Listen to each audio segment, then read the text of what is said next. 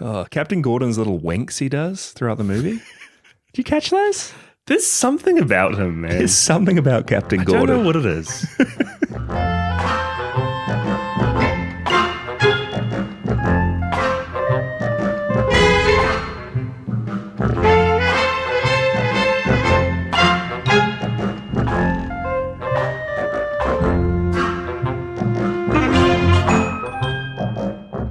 Hello, Happy New Year, everyone. Welcome back to Podzilla.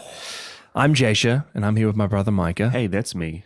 And this is the show where we watch and discuss every single Godzilla and Godzilla adjacent movie. And this is a big one for us. Godzilla Final Wars, it may just be the biggest Godzilla movie. Yeah, we're starting off the new year with kind of like the last Godzilla movie. But this is the one that has had almost the most, for me at least, the most hype surrounding it. Hey. All of the past monsters and kaiju that we've seen have connections to this movie. This is like the OG Endgame of Godzilla movies. This is what Endgame is based off of. And I mean, you're completely right. What was also strange is right from the get-go, and we'll get into it when we actually talk about the movie, but like it's not even connecting up past Godzilla movies, it's connecting up a lot of the adjacent ones. I see Varan, Space Amoeba, Gorath. Yeah, so this is going to be a big one to get into. I cannot wait. But first off, I mean, we've been gone for a little bit. We recorded a few episodes with the final draft guys in bulk. So I think there's a bit of news for us to catch up on, isn't there? There is a little bit of mega news, Lon. Jasha, have you seen Godzilla -1? I have 3 times. 3 times. Have you seen Godzilla -1 minus color? No, I haven't. You would have seen the trailer for this. Yes. We have an official announcement that they're making a black and white version of Godzilla -1. Yeah. Yet to be announced for the release date, but they did a similar thing for Shin Godzilla recently. Ah, you're right. And this is a little bit special because they're not just putting a black and white filter on it, but they're color grading each and every scene to make it look pristine. As having like a re-release in theaters and everything, is that right? Yep. I don't know how I feel about these black and white re-releases. I mean, I haven't seen any. I know that Mad Max had the black and chrome edition. Logan had like a Logan noir cut. Oh. So there's a lot of popular movies that have had re-releases, and I'm not too sure what they're like. I haven't seen them, but I can't, like, it's not filmed in black and white. It's not filmed using film, so it's not going to look too authentic, is it? I feel like this is just me. I feel like it's an easy way for them to make an extra bit of cash off of these movies. Bit of a gimmick. Bit of a gimmick. I will say it feels like a bit of a gimmick. But it could like evoke the feeling of the 54 Godzilla, which was in black and white. Yeah. So yeah, it'll be interesting. Hopefully we do get it. Hopefully if it came to our theater, I would go see it. Yeah, there we go. It might be a gimmick, but I would still go see it. We have the recent Godzilla versus McDonald's. Oh, yes. That came out. We need to talk about this. For Japan. This is fantastic. So McDonald's and Godzilla have been doing a few collaborations over the last few months. They've done this little promotion where they have these little bear characters. What? I did not see this. I've got a photo of one of these for you here. Of like the classic McDonald's chicken, the Hamburglar. There's a chicken? There's a McDonald's chicken? There's a McDonald's Jasha. It's Birdie the early bird. Oh, Birdie. Yeah. We all know Birdie. I know Birdie. But they properly announced a collaboration, a trailer, called Godzilla versus McDonald's, where they announced 3 Godzilla burgers. We have the delicious, spicy, thick-cut beef and rough chopped potato. Has to be Godzilla's burger. Smoky pepper chicken and cheese double teriyaki. Cheese double teriyaki is what little Godzilla has.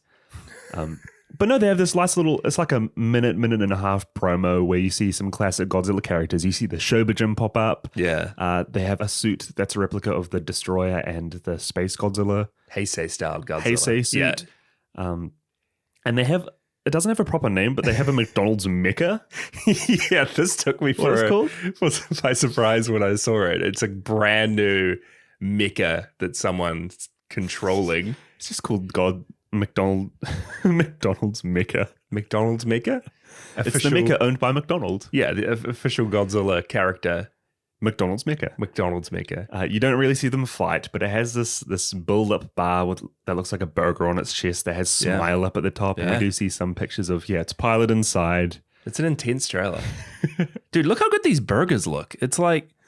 I wish there was as much effort put into McDonald's burgers as we see in all the promo images for them. But look at that. It's like the patties are like dripping with that Godzilla sauce. Yeah, well, it's got that special G. There are so many G words now. It's going to say G stones, G DNA. G stones. It's got that special G stone shine to it.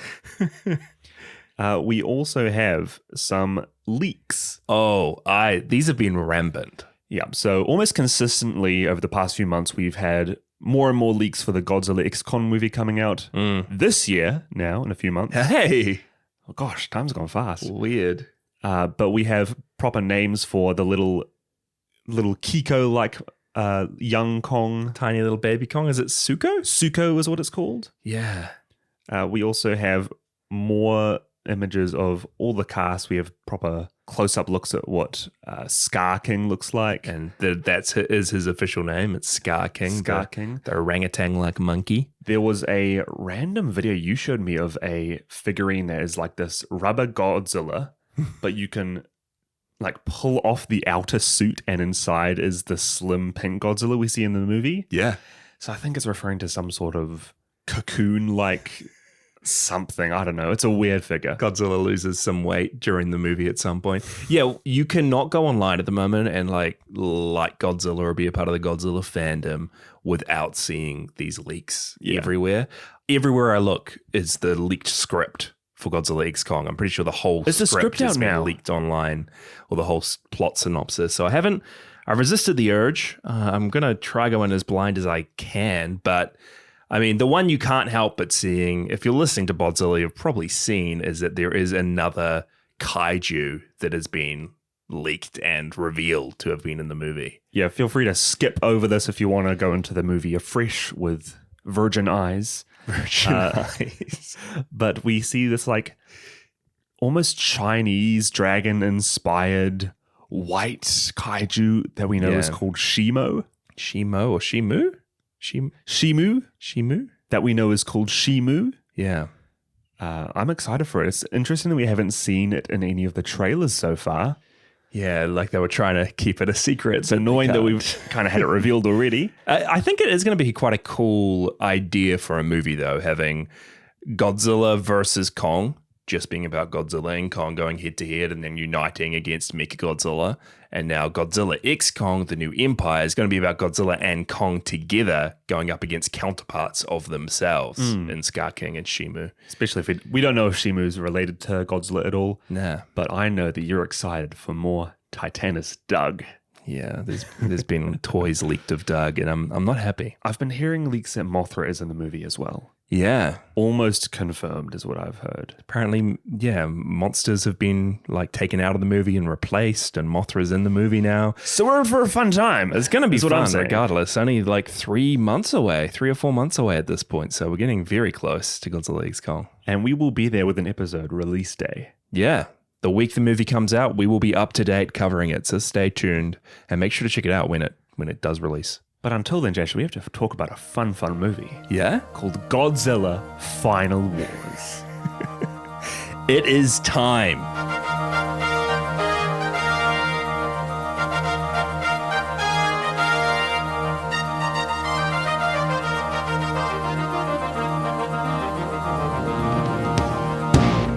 In a world ravaged by mutated monsters, nuclear testing, and reckless science, the Earth Defense Force, or EDF, is formed to combat the kaiju and restore global peace.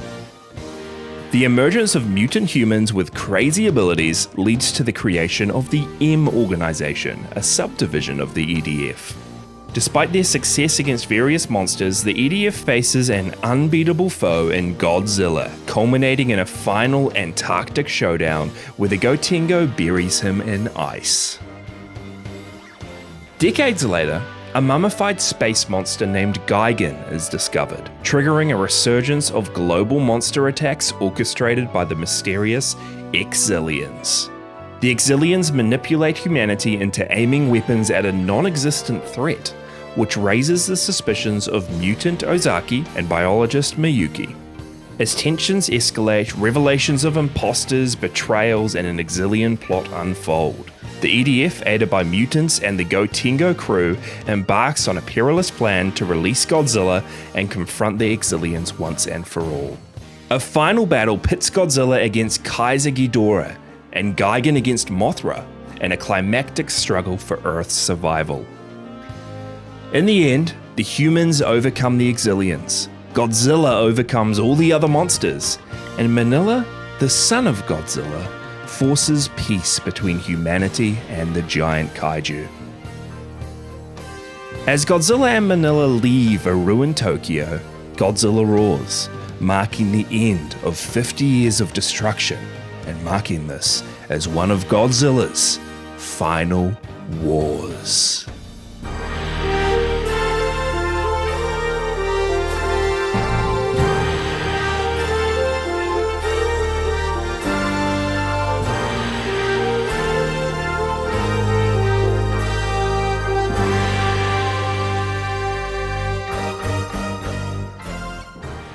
Good stuff. I was waiting for the title drop in this movie, and they only said Final War, not Final Wars. So thank you. I made it all right. You brought some closure for me. Man, this is a big one. It was directed by Ryuhei Kitamura, and it has a pretty cool cast. I'll just go through some of them now. We have Ozaki, who is one of these mutants, played by Masahiro Matsuoka. We have Miyuki, who I said was the biologist, played by Rei Kikukawa. We have Captain Gordon, captain of the Gotengo, played by Don Frye. We have Anna, who is a reporter in this movie, played by Maki Mitsuno. We have Kazama, who is another one of the mutants, played by Kane Kosugi.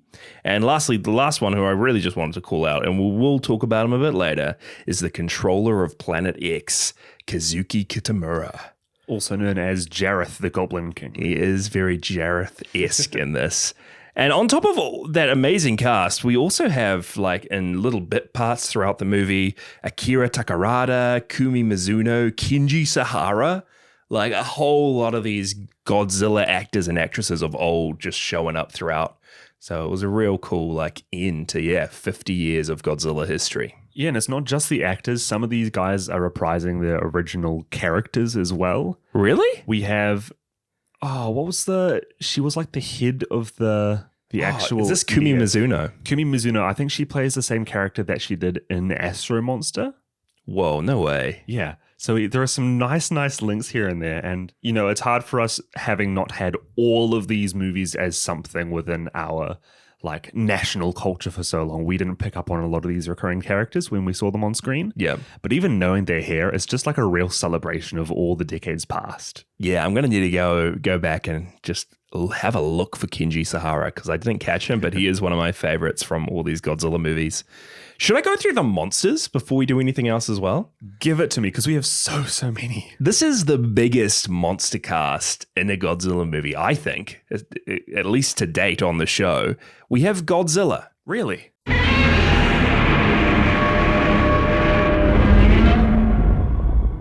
We have Monster X.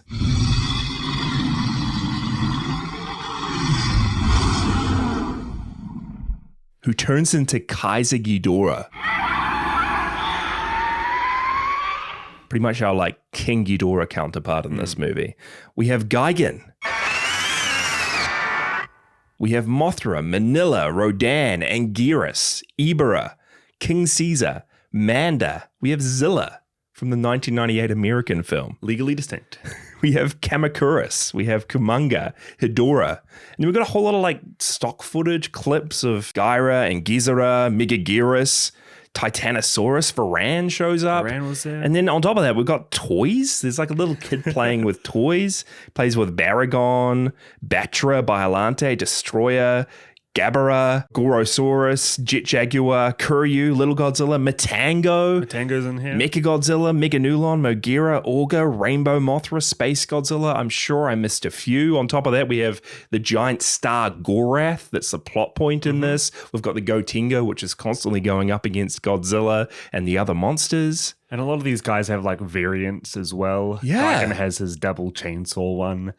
There's so much here. At this point, there's probably more monsters in this movie than ones that have been left out of this movie. Yeah, and it is crazy because the movie starts, the Gotengo goes up against Godzilla, he gets trapped in ice, humanity's finally defeated Godzilla. Cool scene. It's cool seeing the Gotengo finally go up against Godzilla because it was an Atragon going up against Manda. We had the space version of the Gotengo in the war in That's space. right, yeah.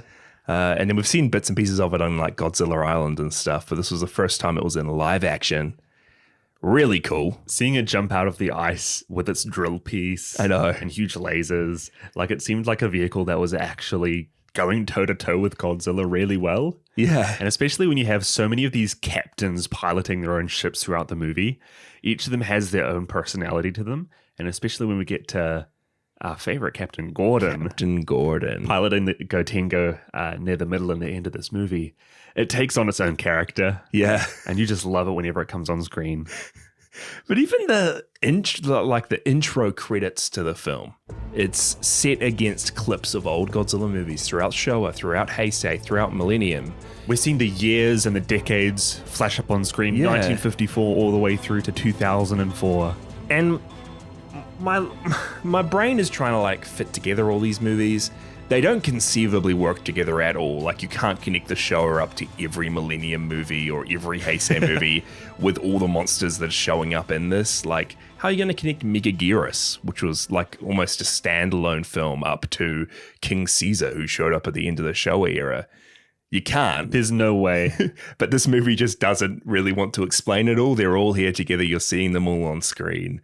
It's just cool. It's just a celebration, right? I think in early drafts, they wanted to try and make it a proper continuity and have like Godzilla Jr. from Heisei come back and be this Godzilla. But in the end, because I think the way it has to work is this movie has to even disregard the first 54 movie because Godzilla would have never died in that movie for him to be rampaging across Earth all of these years. Yeah, you're right. Like there's just no way, especially with the toys in it as well. The figurines, there's no way. Yeah, a little kid's playing with an Anguirus toy and he looks at the screen and he's like, that's a real Anguirus. Like, how did this toy exist and the real Anguirus together? It's really cool though. Like there's just something inside you that when you see all these characters and all these clips of movies of past, you're just like, whoa. Yeah, I don't think it has to make sense. No, it's cool. We still enjoy it. Why does it have to make sense? It's its own thing. And from the outset, I think this is unlike any other Godzilla movie in terms of tone and style. Did the leather give it away? Scratch that. Is this like the coolest movie ever made? Not even a Godzilla movie? It's the most 2000s movie. I was watching it and I'm like, this is like a mix of Matrix. This is a mix of Mission Impossible 2. Yeah. Everything else ever. Sahara, just so much. Sahara. Yeah, it's crazy. The music as well from the outset. This is no Akira Ifukube score, you know? This is something else entirely. It's just rock throughout the whole thing, some electronic music bumping in. Crazy.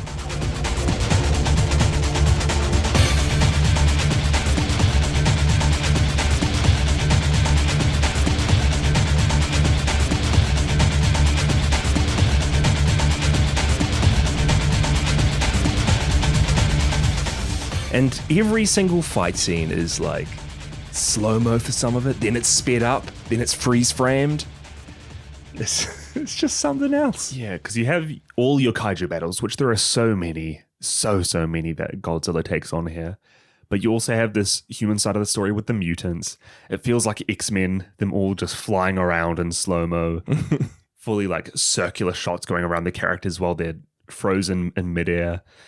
motorcycle scenes. Oh, the motorcycle fight, the motorcycle chase in this movie is just crazy. Some of our characters having katanas, others having like duels with guns that they shoot once and then throw behind. It's wild. It leads into that absurdity that I feel like even the Showa Godzilla movies have leaned into a good amount. But this just throws it all to the wall. I know. And goes hard out with what it's trying to do. And I know that a lot of Godzilla fans just despise this film. There's either like two sides of the camp. You love it or you hate it. I'd say it's the most divisive Godzilla movie. Yeah, and I can see why. But on the other hand, it's almost just like Godzilla's always had these two sides of the spectrum almost, right? You've got the original 54 film, you've got -1, which leads into those emotional elements and metaphors of Godzilla. A lot more like profound, stirring feeling throughout those movies. Proper metaphorical. They're meant to be like actually criticized and looked at and delved deeper into. And on the other side of the spectrum, you've probably got this, which is like Son of Godzilla and All Monsters Attack, like on drugs, you know? Like this is the craziest, funnest. Yeah, this is the other side. This is explosions. This is what people are saying X-Kong is going to be like. Yeah. It's going to lead more into that absurdism side. But I like it. I mean, they've always both been Godzilla. It's always been part of the history, yeah. This is just extreme. This is just crazy. I don't even really know how to talk about it. I mean, should we talk about some of the human stuff? Because we'll get into the monsters. There's a lot of monsters to delve into. Yeah, you got to help me here because there's a lot of humans and I know one of their names. Yeah. And it is Captain Gordon. So you're going to have to help me with the rest. Well, let's talk about Captain Gordon. This English character, Captain Gordon, used to work on the Gotengo when they trapped Godzilla in the ice. But he comes back and he's looking like this Russian officer with the thickest mustache I have seen in my life. He has like a velociraptor claw like Ian Malcolm has in the first Jurassic Park. Alan Grant. Oh my gosh. Yeah, Alan Grant has in the first Jurassic Park. He's got this katana for some reason. Yeah. He's in prison and he has like a punching bag in there with him. The buffest dude. He's bald. The movie like kicks into gear when there's a scene of him in the Gotengo going up against Manda. And he just obliterates Manda. Manda gets destroyed, turned and first set on fire, then turned into ice, then just drilled through head to tail with the Gotengo. He has no regard for his crew, by the way. They're literally all dying in the ship from the heat, and he's just like, stay the course. He gets the job done, Micah. This man is a true professional. And then he gets chucked into prison, we hear, because he like got into a fist fight with one of his commanding officers. Yeah. There weren't any casualties, were there? So he did do the job. He got the job done. But it's such a great scene later on when they're like assembling this team to take the Exilians down. And the main guy, Ozaki's like, I know just the person. And we cut to Captain Gordon in prison. The best feeling. He's like the one guy we can get. Props to this actor, by the way. I know he used to be a boxer, and I feel like he's the equivalent of like Andre the Giant in The Princess Bride. In The Princess Bride is Captain Gordon in this movie. Like, I guess he can act. Yeah. I don't think he's a great actor, but he just becomes so iconic. And the way that he like grumbles every single phrase in this movie. It's all just mumbled under his breath. In a Japanese movie, he is the person I can understand the least. The world is ruined, and the war is already lost. Now it's a matter of pride. It's whether we die hiding or die fighting. Captain, are you telling me that you intend going back down there through enemy lines, wake up Godzilla, then bring him right back here, get him to fight all the other monsters, and then somehow, I don't know with what weapons, destroy the Exilian invasion force? Then go back to the South Pole and lock up Godzilla again?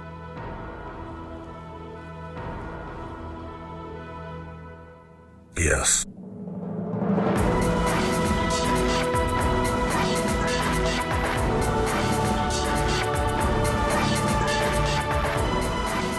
Right, sir.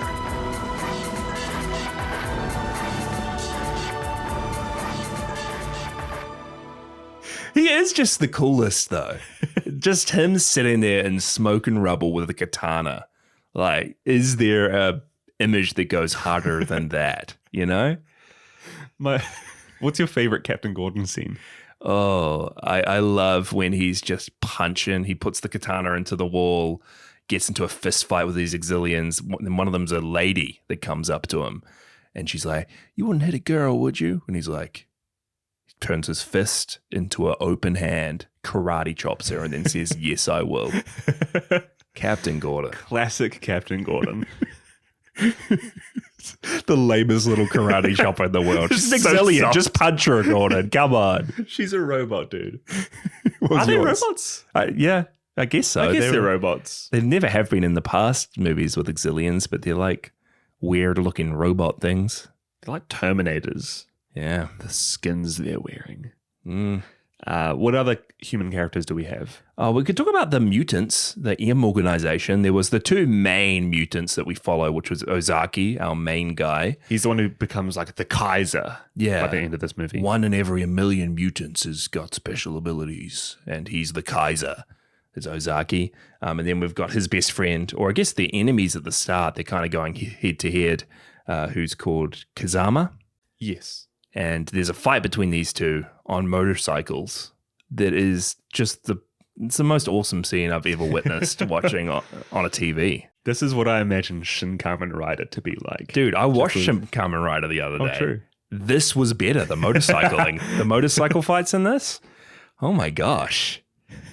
It's crazy. They're just going head to head. They're sliding for like a full 30 seconds towards each other. Guns out. Shortest gap in the world, and somehow still takes that long. But I think my favorite thing is when they're driving at each other. I think, what's our main man called? Ozaki. He tilts his bike sideways, making the other dude drive up the bike. Yeah. It's like, how much choreograph can we give to two motorcycles? And they give a lot. They give a lot. That's a great scene. And yeah, Kazama ends up sacrificing himself as well, flying a plane into the middle of the Exilian ship at the end to kind of save the day. Great character. We've got some of our supporting cast, who is Miyuki, the biologist. Yes. And Anna, who is a reporter. Miyuki's sister. I'll tell you my favorite supporting cast. Yeah. Mr. One Shot. Mr. One Shot, Akira Takarada's character. He was the main protagonist in the first Godzilla movie. Yeah, he was. Yeah. So this is his own like 50th anniversary of the whole franchise. Yeah. He's great here. He's playing like someone high up in government, like a general or someone, or even the president. Secretary, I think. Someone. But he's got some great scenes. There's because he gets taken over by like an Exilian gets swapped out for the real him. And he's acting like an Elon Musk, really pushing this United Space Force. Yeah.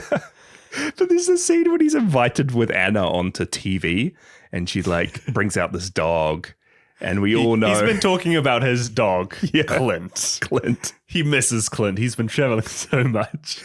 What a smart little scene when she tries to trick the Exilians into revealing they really don't know. It's not the real him, and they don't know anything about his dog.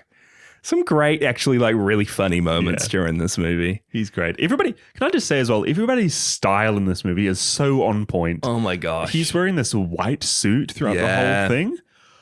Whew. Mr. One Shot. Mr. One Shot. And I guess the only like other actors we should probably talk about or characters was the Zillions. The Zillions. Mainly the controller of Planet X. You said Zillions. It is X-Zillions, right? Yeah, I think in it was Astro Monster that they first came in, wasn't it? Yeah. Oh, or yeah. I think so. King Ghidorah, three-headed monster. I stand by that there would have been Zillions in that, but due to the English translation, I will concede they're X-Zillions in this movie. It makes sense because X is their whole thing, right? Yeah. Like they're making jokes about people renaming themselves X. X, Monster X. Yeah. X-Zillions. But yeah, we have Kazuki Kitamura, who plays the controller, and this guy's just the most insane villain. He's got crazy messed up hair, his long like leather coat and cape. He's got Spock eyebrows. The way he laughs, he's got this iconic maniacal laugh that he just pulls out during various points in the movie.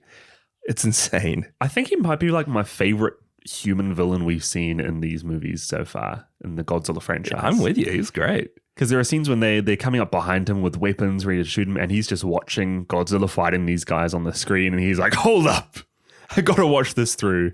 He's doing these crazy, like, frustrating dance moves. Yeah, it's like hand gestures he's doing. Yeah, great stuff from him. The most nefarious smile I've seen. I believe that he's an alien. Like, I believed he was really an alien, this actor, because those laughs, otherworldly. No human could laugh the way this guy does. But yeah, those are probably like our human cast, and we didn't spend a whole lot of time like delving into their characters much. It was a lot of scenes with them on their own, and then they all come together as kind of the main crew towards the end. No, I don't think this movie does too much in the way of character development. Yeah. I don't think it's the type of movie that tries to. It leans into more the fast-paced action. These guys are getting the job done. And while they're doing that, we're just along for the ride. More so like any movie where there's a cast of characters. It felt like almost Aliens, where you have the gang getting together. Yeah, the crew of Marines and that. You've got the crew of the Gotengo coming together for this one. I thought it was genius. I thought it was great because usually in Godzilla movies, right, you've got the human side of things, which is a bit more slow and drawn out. Then you got the monster side, which is fast-paced. You're really looking forward to the monsters all the time. You can't wait for them to show up, even though you're slogging through some of the human stuff. This movie just flips it on its head.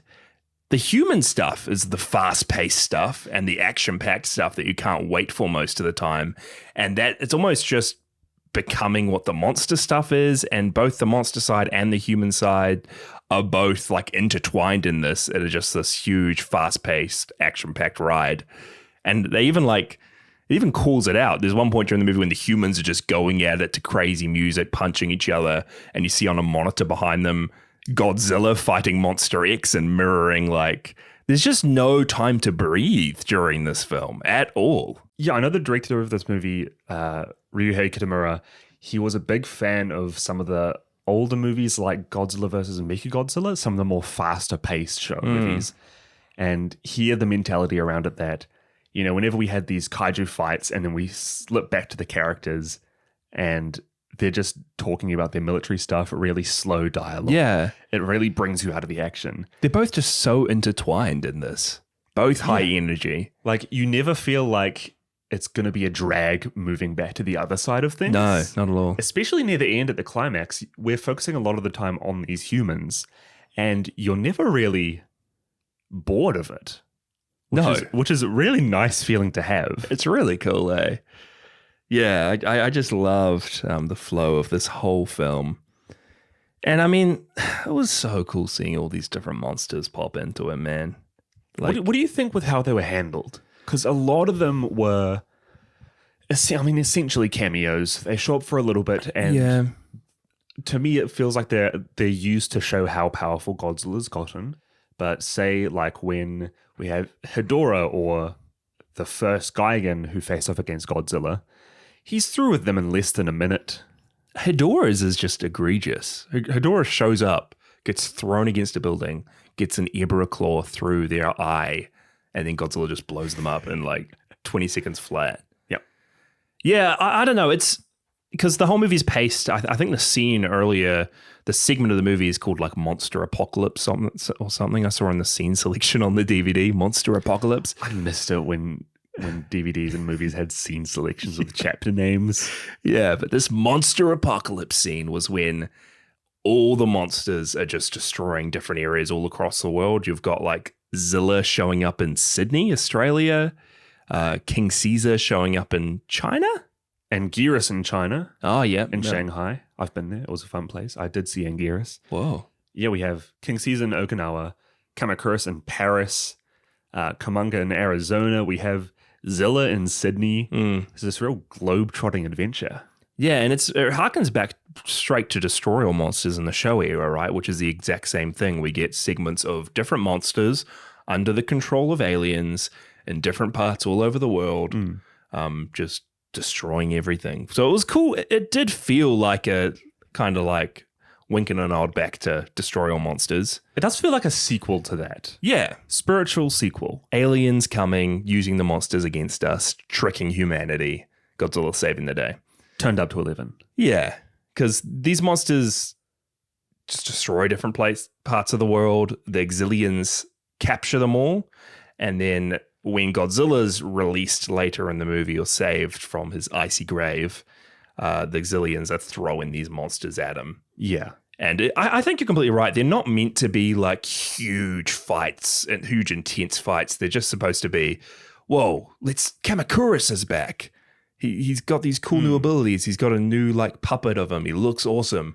Whoa, Godzilla just completely destroys him. That's how powerful Godzilla is.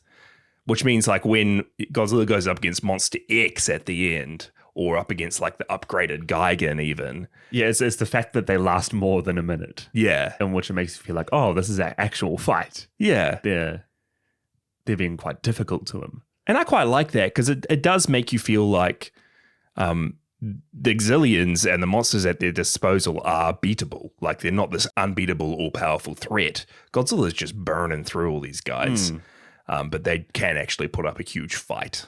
I think it goes to show as well just how powerful Godzilla is and the fact that, I mean, from the start of this movie, he's evil. He's a villain. Yeah. Even throughout this movie, when the Gotengo comes alongside to try help him, he's still like firing shots at them.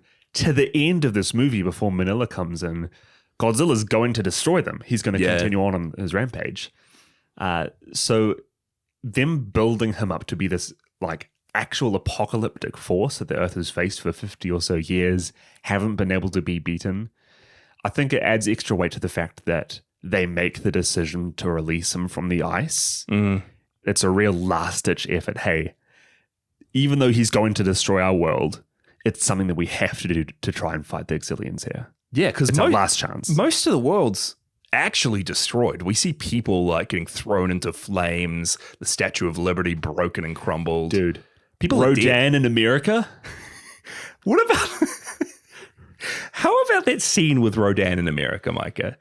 When there's like a guy with a pimped out car talking to like a police officer, and both of them see Rodan fly over top of them and their hats fly off and there's a cartoon sound effect. This is the one scene on Twitter that I'd seen of Final Wars. Only that, and I was like, what the heck am I in for this movie? There's a lot of like little cutaway gags and little side cuts here to random civilians throughout what's happening. We have these like two people on the Antarctic South Pole like base. Yeah. I know they're listening to like music from the Mechagodzilla OG movie. Yeah. And they're just jamming out to it and like throwing ribs at each other. They're both like, well, everyone's dead, but I'm okay if we just hang out here. Godzilla's coming back. The team's coming back. No, let's just leave him. We're having fun here in our safe little spot. They just get wrecked, don't they? Godzilla intentionally during the Gigan fight just destroys them. It's great. I like seeing all these little scenes of people just doing their stuff. How about Zilla getting destroyed, and again, a matter of seconds by Godzilla? And then there's like a cutaway comment from someone, and they're like, it might even be the Xilian commander, and he looks at Zilla just in flames, and he says, "I knew that tuna-eating monster was worthless." What a dig. What a dig to the TriStar movie by Toho here. Yeah. I know that, what was his name? Totopoulos? One of the people who worked on the 1998 Godzilla movie, when he heard Zilla was going to be in it, he was like, oh my gosh, my character, my Godzilla, is going to be in this movie. And he still enjoyed it after seeing he was in it for like one minute. It's so funny. It's weird seeing a suitmation versus full CG fight. Yeah, even just for a little bit. It is weird, right? Because most of the Toho monsters in this movie are all straight up suitmation, or at least practical, like puppetry most of the time. But Zilla is just 100% CG. I guess how he was most of the time in the Godzilla 1988 movie. It would have been weird to see him in a suit. Pretty cool. I think it's fine how they did it here. It's nice to have a little throwback to that movie, even just for a few gags here and there. Do you have any highlights from the monsters or a favorite of the bunch? Favorite little fight? Favorite fight from the monsters? I like seeing Anguirus and his stuff with King Caesar and Rodan. Yeah. How about Anguirus's like ball ability? His little roll-up ball. He's an armadillo in this movie, Yeah. isn't he? No, he's good. I like him. My favorite would have to just be his showdowns against Gigan and Gigan's other forms in here. Even though they don't last super long, seeing Gigan and Godzilla in that first fight in the Arctic, Gigan throwing his like chain sickles at him and wrapping him all up. And getting his head blown off. And getting his head blown off. And even in the second fight, Gigan versus Mothra. Yeah, when he's got It's chainsaw such a cool hands. fight. Yeah. I love that. Him cutting off the wings and then, what is it? He releases these two saws and then Mothra like dodges them and blows them back in his direction. Yeah. And he ends up chopping his own head off. His head gets destroyed once again. Gigan's head can't get a break. My favorite monster from this was actually Kumonga. Really? The spider from Son of Godzilla. yes. There's a real brief. All these fights are real brief, but there's a little sequence where Godzilla goes up against him and Kumonga's letting web loose, and then almost instantly the web, like the strands of web turn into like nets. It creates like a full net. Full spider web styled net. I like it. It feels like Showa. Real cool. And Godzilla's just grabbing these strands of web, swinging Kumonga around. And during that fight, I think some of Kumonga was CG, but some of it definitely was puppetry. Yeah. And there was moments during that fight when I could see the shadows of the suits against the soundstage. And I was like, man, this is so cool. I just love that stuff. It feels like Showa era all over again. It's at that time where that stuff feels nostalgic now. Yeah. And it feels like, oh, this is Godzilla. Yeah. Like, this is what it's supposed to feel like. Yeah. There's a big difference coming off of GMK, in which all the monsters in kaiju we see, except for Baragon, are CG. We see a lot of King Ghidorah and Mothra there. Yeah, a lot of CG. And coming into this where, I mean, it's sad because this is the last Suitmation movie of the Godzilla series. Yep. Yeah, you're right. We've had some of the anniversary shorts in the past few years, but this is the last proper movie. I'm going to miss this. There's something about those actual physical fights between these guys. And I think you're able to see and envision a lot more of how these monsters are supposed to look. And almost like they have better silhouettes, better iconic looks when they actually have a costume made for them. Yeah. Yeah, you're right. I even loved the way Godzilla looked and moved in this because, again, I think this is one of his more iconic looks, and this is the only time he looks like this with the real distinct feline almost face and the pointy ears. Cat ears, real furrowed brow. Quite like skinny and Slim. moves like a person in a suit, like a little WWE fighter or something. This, I don't know what the suit's called, but I know it weighed 30 kg, which is super light. Yeah. And you could tell during those end fights with like Godzilla versus Monster X, it feels the most physical than most anything we've seen so far. Cool. Godzilla's he feels agile. He feels agile in this. He's sliding around. He's dodging attacks like a goalie. He gets picked up by Kaiser Ghidorah at the end, and the suit, it looks kind of real because the suit's obviously so light. It's actually picked up by the Kaiser Ghidorah suit. It just looks awesome. Yeah. A lot of cool stuff you can see with suits. I think they did Manila dirty with his suit. Yeah, I'm not a huge fan of the Manila suit. I'm stoked Manila's in this. It's weird that he's in it. Yeah. First off, he's human sized. Yeah, it is strange. But he just looks like a Teletubby. I can't not see a Teletubby when I look at him. The thing that puts me off probably more than his look is his voice. None of the iconic little Manila sounds. We've got like synthesizer robotic vocals for him now. Yeah, he sounds like a mech. Especially in that last scene where he's like T-posing against Godzilla. T-posing. Yeah, I did. It's emotional when he's in there. I did like his nice. addition. It's funny how he's put into the movie though, because he's almost like a tiny little subplot throughout the whole movie. It's cutting back and forth to him and this kid and this old man as they're driving around watching some of the Godzilla fights. Yeah, I distinctly remember we're watching one of the kaiju fights. It might have been either Ebera or with the Karyu, like the other ship with the ships, commander. yeah. And then you just jump cut into the middle of like a Mount Fuji forest, no warning, and Manila's there. Like, oh, Manila's hiding behind a little rock. It did feel like Manila, his little movements, him hiding away, him doing some smoke rings. It was cool. And I did like, it all came down at the end when the Exilians are all defeated, when Godzilla is about to send the last remaining few members of humanity to their graves. Manila steps in, puts up his hands, stops the conflict, brings Godzilla to peace. We wouldn't be here without Manila. It's like Godzilla's Frodo and Manila's Samwise. Manila's the true hero. Manila's the Samwise of this story. If it weren't for him, the world would be doomed. Manila, our true hero. Once and for all, we know who the true hero, the true king of the monsters is. You'd think it would be Godzilla. Manila. Prince of the monsters. Prince of the monsters. We probably should just quickly touch on Monster X. Yeah. So I didn't actually know anything about this character until like a few months ago. Thanks to Battleline and his edition there. Yeah, I could not even remember seeing him before this. Yeah.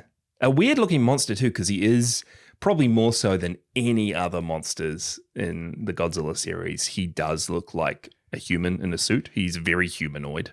Yes. Upright standing dude. He's got like a white bone-like head and then two half skulls on his shoulders. Yeah. I like the way he looks. It is a bit weird. You look at all the other monsters that are made to look like dinosaurs or giant bugs or giant animals. And even the more human ones, you have like Sanda and Gyra, you have King Caesar. Yeah. And then you have, on the other side, you have your mix. You have Gigan and Mechagodzilla. And he's like in the middle of those. Yeah. I guess he is like alien-like. I mean, I like him. Yeah. I think he's one of the ones that stand out most as being, as not fitting in with the wider roster. But I like him. Because he turns into Kaiser Ghidorah.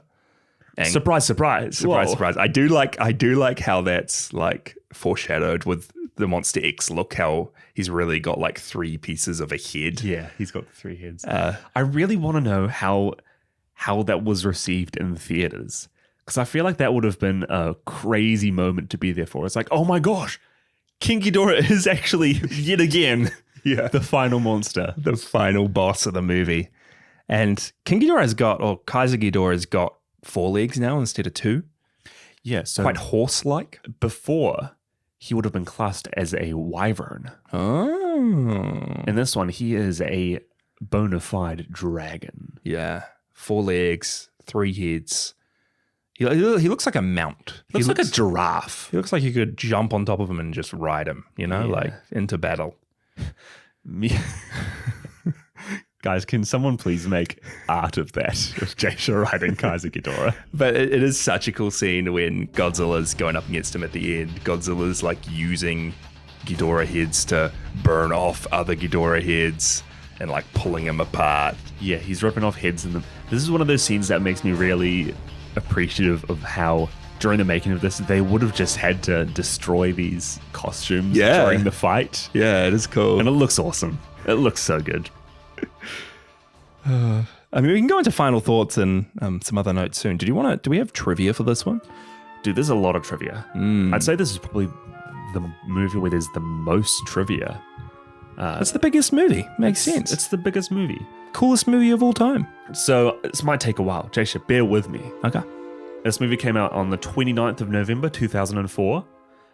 It was the first movie to premiere outside of Japan. It premiered in a Chinese theater first. Wow. But it was also the day that Godzilla got his Hollywood Star of Fame. Really? He's got one. You have a lot of these fictional characters like, I know Kermit has one. I think Elmo has one as well. Makes sense, yeah. Godzilla is a Hollywood star. I also saw, another random fact, but I think I've talked about it on the show. I went to a lot of the New Zealand International Film Festival movies this year, and I was looking at some of the films they showed in the past and that premiered as part of the film festival in the past, and I saw Godzilla Final Wars on the list. Like, this was going to international film festivals, which was pretty fun. Yeah, that would have been great. Can you imagine seeing this in a theater? Yeah. This would be one of the ones I'd want to see in a theater. I know. We've talked about Zilla a little bit. Yeah. So legally distinct, they can't legally call the 1998 movie one Zilla officially. Yeah, so that one's called Godzilla. Yep. But when he shows up in Toho's movies, he's called Zilla. Yeah, so After the 1998 movie came out, he was unofficially nicknamed Zilla Yeah. because they took the god out of Godzilla. Yeah. Yeah. And then Toho kind of just snatched that name up and used it for this film. It's nice to have him back. The model that they used in the movie, he's fully CG in this. There's no actual concept art of him during the development of this film. True. And that's because to get his model, they literally just grabbed one of the 1998 action figures of it. No of way. Godzilla. Just scanned him in and just popped that model in the movie. So it's CG action figure Zilla that We're we're seeing an seeing. action figure of Zilla. Hey man, there was so many like toys and memorabilia from the Godzilla movie. They were just would have been easy to grab one. And I think he looks different enough. He Like, does. something look- just feels yeah, off about him. does feel off. His mouth looks maybe a little bit too wide. Eyes look a little bit too beady. I don't know. This movie doesn't actually show any monsters from the Heisei Godzilla franchise in. I guess only in those little flashback scenes, right? Little snippets, but we're missing the classic lineup of, Mechagodzilla, kind of King Ghidorah, Destroyer, Baatlante. None of them show up. Yeah. Batra's not here. As toys, though. As toys. There is kind of a reason for that. So Ryuhei Kitamura, when he was trying to choose the big roster of monsters to show up in this movie, what he did was he got his personal collection of Godzilla toys, shook them out of his 20 kg bag, No way. organized them all on a table, and ended up just like switching them out and coming up with a roster that felt unique and felt quite cool, and rearranging them. He originally had ideas to have Gorosaurus in this movie, Yeah, well. as well as Mechagodzilla. Considering the fact that there had just been 2 Mechagodzilla movies, he left that out. But this movie has such an interesting cast of characters. Yeah. Very Showa heavy. And even the ones that we don't see that have come from other eras, we do see those flashbacks of them. Yeah. And I mean, like, we liked GMK, but there's something about seeing Godzilla go up against King Caesar, Rodan, and Anguirus. And the three of those monsters kind of like fit together and fought together quite well, I thought, in comparison to Baragon, King Ghidorah, and Mothra. It almost felt like what we had originally talked about in the GMK movie, how they thought of having, Anguirus, Baragon, and Varan. Varan in there. Yeah. It felt like that kind of fight. Yeah, so even though he was just shaking a bag and monsters were dropping out and he was putting them into the movie, it does seem well considered. Like, they all felt like they should be there, except maybe Manila. Maybe Manila. Ryuhei Kitamura also says that, this movie feels different from all the others. Yeah. He mentioned how he disliked the Heisei and Millennium Godzilla films because he felt like they appealed too much to obsessive fans and not enough to general audiences. Wow. According to him, he said, "I never say to my girlfriends, hey, let's go check out the new Godzilla movie. But if you ask me, this is the movie I want to show my girlfriends." Whoa. So this is made for all you ladies out there. It's because we've got sex appeal in Captain Gordon, you know? Everyone would just see that man and be like, whoa. I know I was here for Captain Gordon. Weren't you? Oh, Captain Gordon's little winks he does throughout the movie. Did you catch those? There's something about him, man. There's something about Captain I Gordon. don't know what it is. And also, this is the movie, I don't know if we've probably talked about it in the past, but Toho has their big pool water tank. Yeah. This is an mentioned actual, it before, I think. This is an actual proper like studio piece that they have in on the Toho Toho lot. Yeah. Is that its official name, or have we just started calling it the Toho lot? It's the mythical Toho lot, you know? Oh, to be in the Toho lot. This is the 28th Godzilla movie with this big pool tank. And this has been used ever since their first non-Godzilla movies. There was one movie in 1960 called Storm Over the Pacific. Oh, we'll add it to the list. Where it was constructed. That would be a good one to cover. It's 88 meters wide and 72 meters long. And this is the last movie that it actually appeared in. Whoa. After this was the final Godzilla movie, they ended up taking it down because it was like the end of an era. This is their final send-off as they move into more of a digital CG age. Yeah. And yeah, it's a sad sight to see. Yeah, it's sad. I'll miss that little pool. I'll end it there. There's still so much more trivia, especially in the fact that there are all these cameos and previous actors starring in very specific scenes. This is one to read up about if you are interested. Like there's so absolutely. much online. Even for like concept art. to Yeah. see- I mean, you know that girl in GMK who was a patient stuck in a hospital when Godzilla Hit her with whacked her with his a tail. Yeah. She shows up in that movie as well. So even cameo actors. She was in Final Wars. She's in Final Wars. I can't remember where. Oh my But gosh. cameo actors not only from Godzilla, but also from the director's other movies he's made, even if it's just like a guard or two. It seems like everyone here has been in a movie before. Yeah. This is like the three treasures. Well, it is the 50th anniversary of Godzilla when they released this. Yeah. It's crazy. I think it's not even as apparent to us just how big this movie was. I mean, we're just getting onto Godzilla's 70th anniversary now. 69th, please. Toho wants to not say it's the 69th No, this is the anniversary. 70th. Oh, we are. This Yeah, is you're the right. It's 70th. the 70th year now. We'll let it slide, Toho. So they did big things for 50. I mean, -1 has kind of been synonymous with 69 and 70. Yeah. 30 more years, Jay Show. We're going to be in our 50s Well, when when 100th anniversary comes out. hey, we will be alive. That's going to be, what a year that'll be. But I mean, we're both quite young. We both, sure, we grew up with Godzilla, but only the last couple of years have we started delving deeper into it. We're only probably call ourselves like Godzilla fans probably now after watching a lot of the stuff. Yeah. But so we didn't even live through like the mythical. I hear people talking about it who love Godzilla, like the age of no Godzilla movies. Yeah. The whole point in time where there was nothing Godzilla, because Final Wars came out 2004. It was the last Toho Godzilla movie until 2016 when Shin Godzilla came out, and just before that 2014 when the American one came out as well. So there was like a big, at least 10-year gap between this and any other form of Godzilla. For us, though, we were at home watching Son of Godzilla that night, going to theaters to see Shin Godzilla. Yeah. Like, we never had a proper drought at all. Yeah. So this is big. This was the end of an era. So it's been cool to revisit it.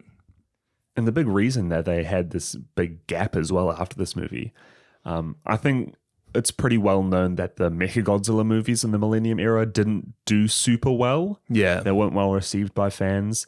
So at this point, they said, hey, this feels like a good send-off point, at least for a good while. Go out on a high almost instead of... Yeah, go out on a bang. Yeah. They had plans to leave it for a good while, and they did end up leaving it for a decade. Yeah. Not until Shin Godzilla came out, which only really came out as I don't want to say a spin-off of the original movie, but a genuinely different take on it. I can't remember much about it, but it's supposed to be a real political satire on the whole Godzilla debacle. Well, it's the end of almost... We do get into like the MonsterVerse stuff and then the Reiwa era, but it's the end of these real self-contained eras and like Godzilla series almost, when we've got 5 or 6 movies of Godzilla going up against a different monster each time. It is just like things get weird from here on out. We get like anime series, we get more standalone Godzilla movies. Reiwa feels like the miscellaneous era. Yeah. We're going to go from the anime trilogy to Singular Point to Godziban, Chibi Godzilla. It's a whole lot of weird stuff, but it's gonna be cool. It's gonna be interesting for sure. Interesting. Anyway, should we wrap this up? Go through some final thoughts. Give a little rating for each of the films. Do you want to kick us off? Yeah, I know this is the most divisive movie of the Godzilla franchise. And prior to watching this, I'd seen a lot of people saying this is by far the worst movie. I've seen a lot of people saying it's by far the best. I don't think it's the best, but I really appreciate the different take on it.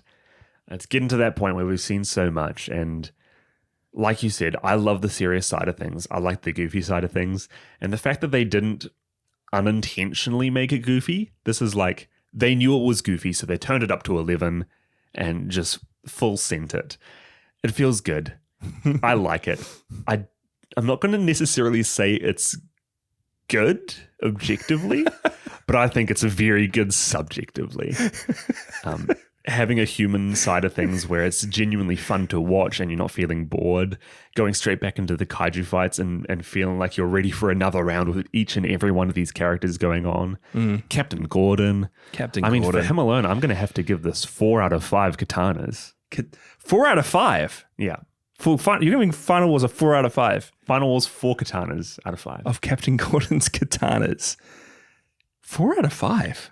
I really like this. I think this is one of the ones with the most rewatchability, even if it's just to see your favorite characters and kaiju come on screen for a few seconds. Yeah. I'm just going through some of my other notes here. Again, the music, man. There's like a certain tune that played, I think, throughout the credits. It was real different to anything I've heard in a Godzilla movie before, and still felt real, almost right. Like it fit Godzilla well, but it was very different. I don't know. I really love the soundtrack in this one. It's going to be one that I revisit.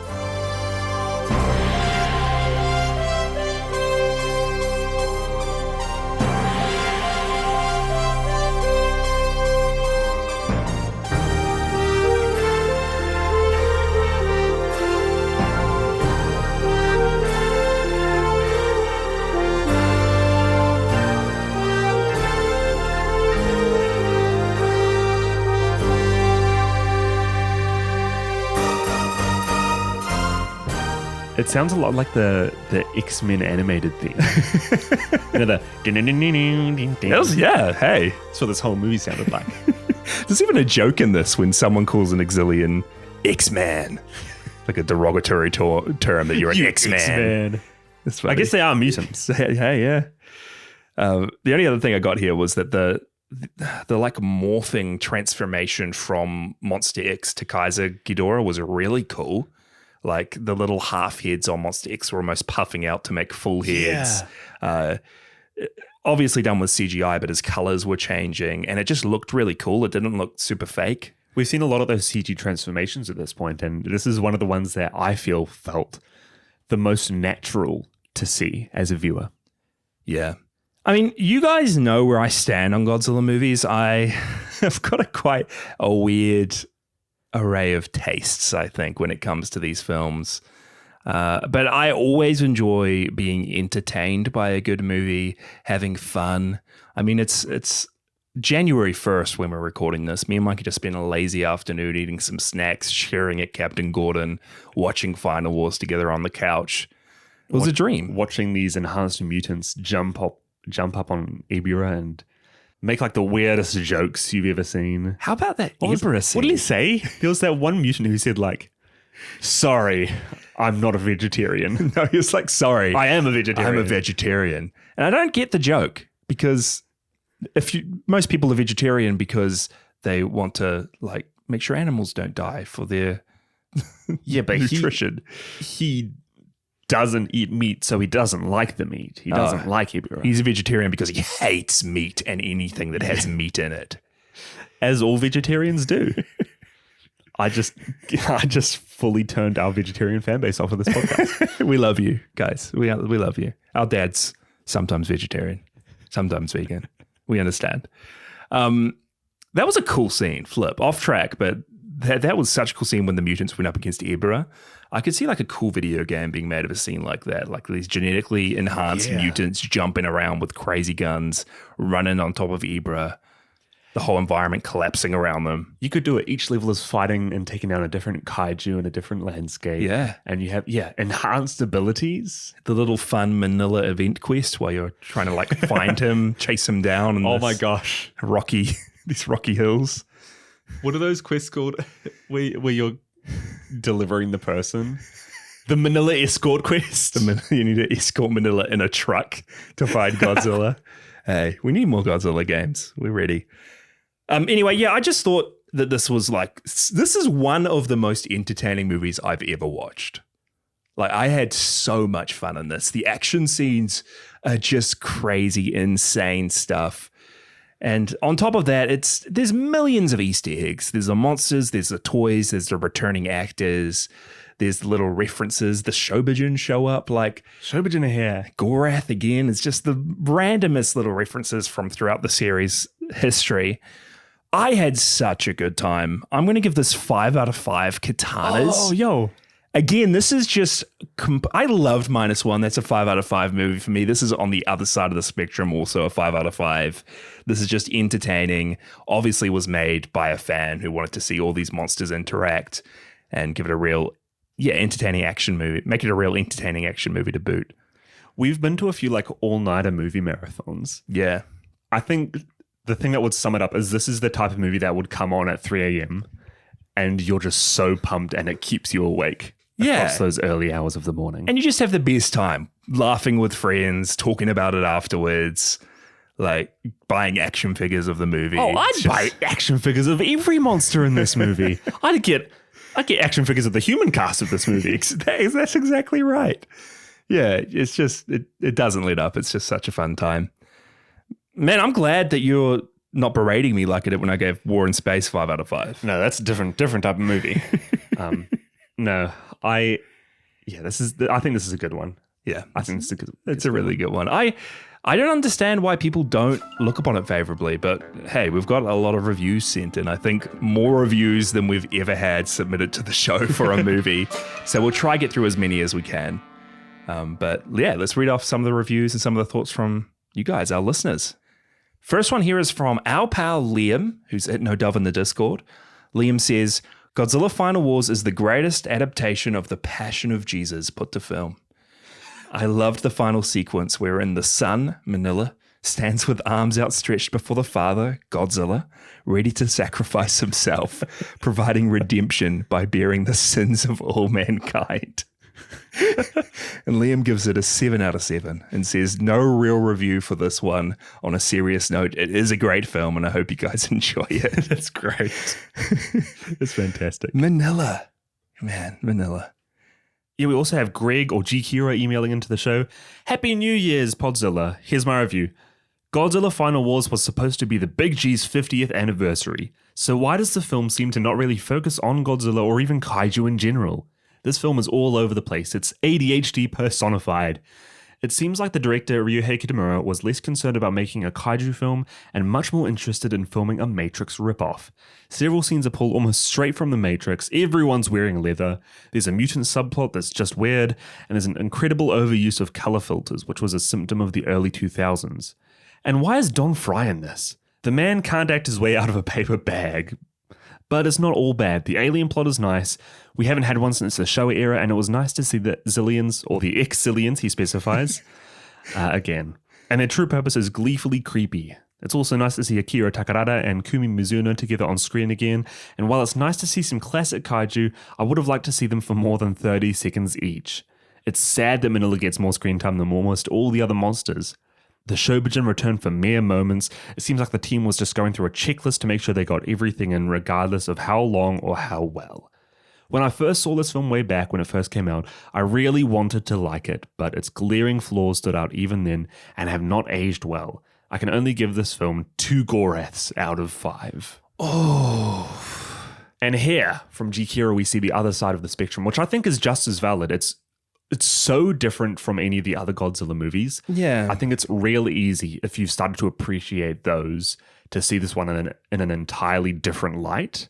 Yeah, I will say though, like I've seen the Matrix movies. I'm a big fan of that kind of action.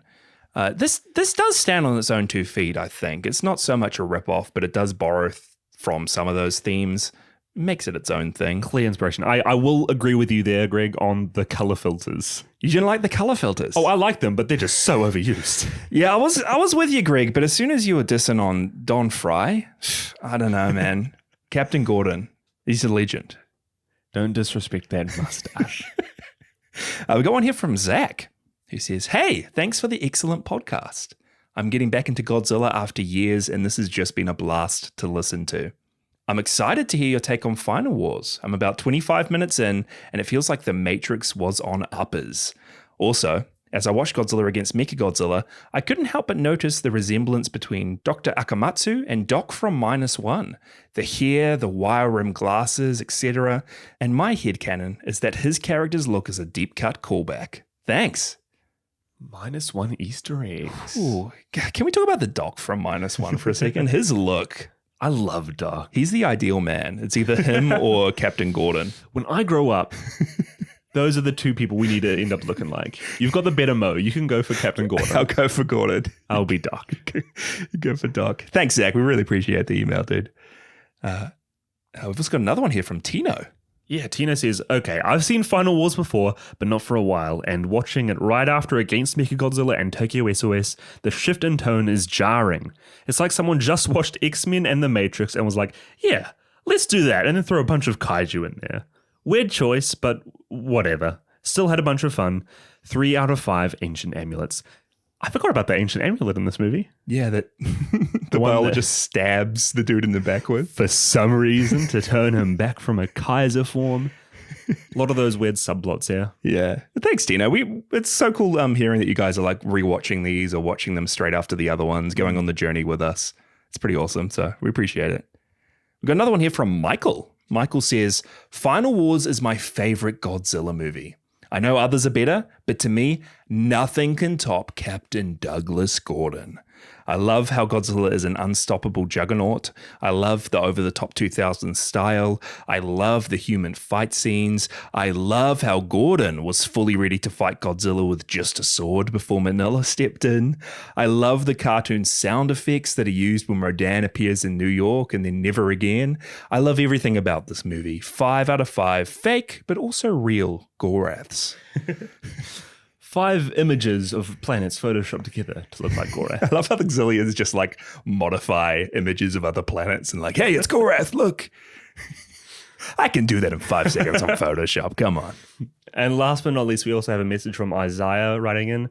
I'm one of those people that enjoy Final Wars. It's stupid fun, and I love Godzilla just mopping the floor with some of the other monsters. I do wish we would have gotten more action, but it's fine for what it is.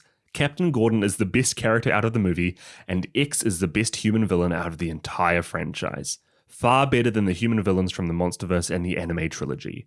I give it 3.5 out of 5. Hey, so actually a lot of love for Final Wars there. A lot of fanfare for X. A lot of fanfare for X. Is that his name? I think I don't know if it's his name, but I'm going to rename myself X. I think it's pretty cool. We've actually got one more voice message here. Bring it. Sent him from Nurkles. Nurkles in the Discord. Thanks for sending in. Hey guys, Nurkles from the Discord. Just popping in to say happy holidays, and I hope you enjoyed Final Wars. I really liked Gigan's new design from this movie. Well, keep up all the good work. Love what you do. Thanks. Nurkles, I appreciate the sentiment. Did you just say Gigan? Hey, I'm with Nurkles here because I read a Godzilla novel, and if you remember, the way they name Gigan in the Godzilla at World's End novel is they're about to say gigantic. He's some sort of Gigan. Yeah, it's officially Gigan, actually, if we're going from the novel. So I appreciate you shedding a light onto his true pronunciation, Nurkles.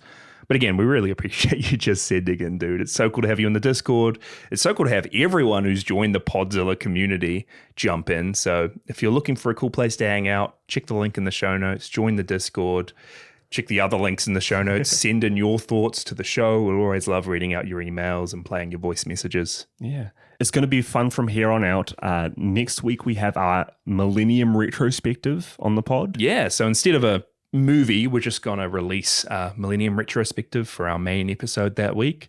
And we'd love it if you guys wanted to check another link in the show notes or join our Discord and submit your favorite monsters, your thoughts on the Millennium Era of the series, the 6 movies that we've covered for it. Yeah, we're just going to be going through our favorite monsters, actors, fights, everything, highs and lows, everything in between. And after that as well, we're going to be jumping into that Reiwa era we were talking about. So no, not even the Reiwa era, the Monsterverse, Micah. The Monsterverse, and that's included in the Reiwa era, isn't it? I guess so, but it's not Japanese, so I don't know. We'll figure it out. Who knows? This is the part of the show where nobody knows anything anymore. Things are getting wacky for the next couple of months. And this will be my first foray into the Monsterverse Godzilla. Yeah. I'm excited for it. Man, it is boiling hot in this room, but we made it. Let's go get some McDonald's. Let's go get some McDonald's. Let's hang out on the beach. I think Ebia is ready to play a round of volleyball. Can't we go play some soccer with King Caesar? Man, let's go play some games with the monsters. Thanks for listening to Podzilla. Join our Discord server, tag us on Letterboxd, and follow us on socials at PodzillAPod. Links are all in our show notes. You can also support us on Patreon at patreon.com/Podzilla and get access to extended cuts of every episode and the occasional bonus ep. Huge thank you to Cassie Celine for our seasonal podcast art, and just a disclaimer that all music and additional audio used in this episode belong entirely to the Toho company.